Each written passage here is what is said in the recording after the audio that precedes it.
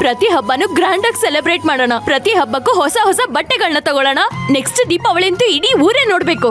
ಆ ತರ ಆಚರಣೆ ಮಾಡೋಣ. ವೀಕೆಂಡ್ ಬಂದ್ರೆ ಮೂವಿ, ಶಾಪಿಂಗ್ ಅಂತ ಫುಲ್ ಮಜಾ ಮಾಡೋಣ. ತಿಂಗಳಿಗೊಂದು ಟ್ರಿಪ್ಪಿಗೆ ಹೋಗೋಣ. ಅಮ್ಮ ಅನ್ಕೊಂಡಿರೋ ಪುಣ್ಯ ಕ್ಷೇತ್ರಗಳಿಗೆಲ್ಲ ತೀರ್ಥಯಾತ್ರೆ ಹೋಗೋಣ. ಏನಂತ್ಯ ಅಮ್ಮ? ಆಯ್ತು ಕಂದ, ಹಾಗೆ ಮಾಡೋಣ. ಕಾವೇರಿ, ಕೂಸ್ ಹುಟ್ಟಕ್ಕಿಂತ ಮುಂಚೆ ಕುಲಾವಿ ಹೊಲ್ಸಿದ್ರು ಅನ್ನೋ ಹಾಗಾಯ್ತು ನಿನ್ ಕತೆ. ಇನ್ನೂ ಕೆಲ್ಸಕ್ಕೆ ಹೋಗಿಲ್ಲ, ಆಗ್ಲೇ ಇಷ್ಟೊಂದು ಕನ್ಸ್ ಕಾಣ್ತಿದ್ಯಲ್ಲ.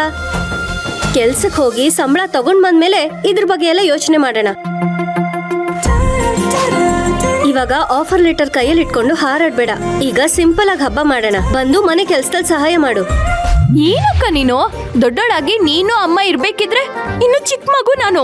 ನನ್ನ ಹತ್ರ ಮನೆ ಕೆಲ್ಸ ಎಲ್ಲ ಮಾಡಿಸ್ತೀರಾ? ನೀನು ಚಿಕ್ಕ ಮಗುನಾ? ಮದ್ವೆ ಆಗಿದ್ರೆ ಇಷ್ಟೊತ್ತಿಗೆ 2 ಮಕ್ಳು ತಾಯಿ ಆಗಿರ್ತಿದ್ದೆ. ಇಷ್ಟೊತ್ತಿಗೆ 2 ಮಕ್ಳು ತಾಯಿ ಆಗ್ಬೇಕಾಗಿರೋದು ನೀನು, ನಾನಲ್ಲ. ಹೇಳಮ್ಮ.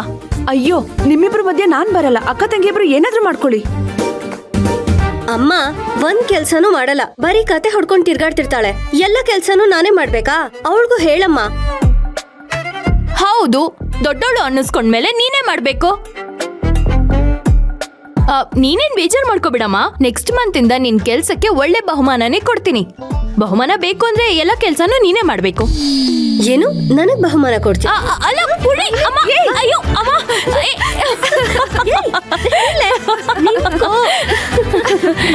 ನಿನ್ಗೆ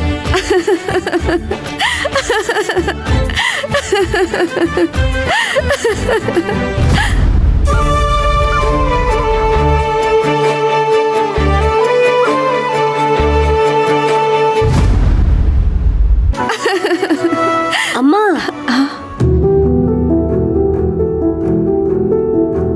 ಇಷ್ಟೊತ್ತು ನಗ್ತಿದ್ದೆ, ನಾನ್ ಕೇಳಿದ ತಕ್ಷಣ ಸುಮ್ನಾಗ್ಬಿಟ್ಟಿಯಲ್ಲ. ನಿನ್ ಮುಖದಲ್ಲಿ ನಗು ನೋಡಿ ಎಷ್ಟ್ ದಿನ ಆಗೋಗಿತ್ತು. ಇವತ್ ನೀನ್ ಏನಕ್ ನಗ್ತಿದ್ಯಾ ಅಂತ ನನಗ್ ಗೊತ್ತಾಗ್ಬೇಕು. ಏನ್ ಹೇಳು? ಹೇಳೋ ತನಕ ನಾನ್ ಬಿಡಲ್ಲ. ಹೇಳಮ್ಮ. ಏನಿಲ್ಲ ಪೂರ್ಣಿ, ಹೋದ್ ವರ್ಷ ಇದೇ ಜಾಗದಲ್ಲಿ ಕಾವೇರಿ ಅಪಾಯಿಂಟ್ಮೆಂಟ್ ಲೆಟರ್ ತಗೊಂಡ್ ಬಂದು ಖುಷಿ ಆಗಿದ್ಲು. ಆಗ ನೀನ್ ಅವಳಿಗೆ ಈ ಕೆಲ್ಸ ಎಲ್ಲ ನೀನೇ ಮಾಡ್ಬೇಕು ಅಂತ ಹೇಳ್ದೆ.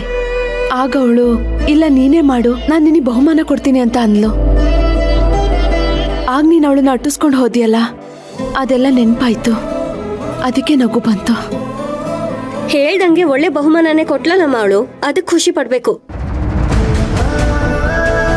ಮೂವಿ, ಟ್ರಿಪ್ಪು, ತೀರ್ಥಯಾತ್ರೆ ಅಂತೆಲ್ಲ ಹೇಳಿ ಇವತ್ತು ನಾವು ಮನೆಯಿಂದ ಹೊರಗಡೆ ಬರ್ದೇ ಇರೋ ಹಾಗೆ ಮಾಡಿ ಅವಳು ನಮ್ಮ ಜೀವನದಲ್ಲಿ ಬರ್ದೇ ಇರೋ ಹಾಗೆ ಲಾಂಗ್ ಟ್ರಿಪ್ ಹೋಗ್ಬಿಟ್ಲು. ನೆನ್ಪಲ್ ದುಃಖ ಕೊಟ್ಟು ವಾಸ್ತವದಲ್ಲಿ ಸಂತೋಷ ಕೊಡೋರು ನಮ್ಮ ಜೀವನದಲ್ಲಿ ಇದ್ದಾಗ ಆ ದುಃಖನೂ ಸಂತೋಷ ಆಗಿ ಬದಲಾಯಿಸ್ಕೋಬಹುದು. ಆದ್ರೆ ನೆನ್ಪಲ್ ಸಂತೋಷ ಕೊಟ್ಟು ವಾಸ್ತವದಲ್ಲಿ ದುಃಖ ಕೊಡೋರ್ನ ನಾವ್ ಯಾವತ್ತೂ ನೆನ್ಸ್ಕೋಬಾರ್ದು ಅಮ್ಮ. ಅದ್ರಿಂದ ನಮ್ ದುಃಖ ನೋವೇ ಜಾಸ್ತಿ ಆಗೋದು. ಒಂದ್ ದೀಪಾವಳಿ ಅಂತರದಲ್ಲಿ ನಮ್ ಜೀವನನೇ ಎಷ್ಟು ಬದಲಾಯಿಸ್ಬಿಟ್ಲಮ್ಮ. ಇಂಥ ಬದಲಾವಣೆ ಅಲ್ಲಮ್ಮ ನಾನು ಬಯಸಿದ್ದು. ಸಂತೋಷ ಸಂಭ್ರಮದಿಂದ ಎಲ್ಲರೂ ಒಟ್ಟಾಗಿ ಸೇರಿ ಹಬ್ಬನ ಆಚರಿಸ್ಬೇಕು ಅಂತ ನಾನು ಬಯಸಿದ್ದೆ. ಅದಕ್ಕೋಸ್ಕರನೇ ನಾನು ದುಡಿತಾ ಇದ್ದಿದ್ದು. ಆದ್ರೆ ಇದು ಮಾಡಿದ ಮೋಸದಿಂದ ನನ್ನ ಕನಸುಗಳಿಗೆಲ್ಲ ಬೆಂಕಿ ಹಚ್ಚಿದಂಗಾಗೋಯ್ತು.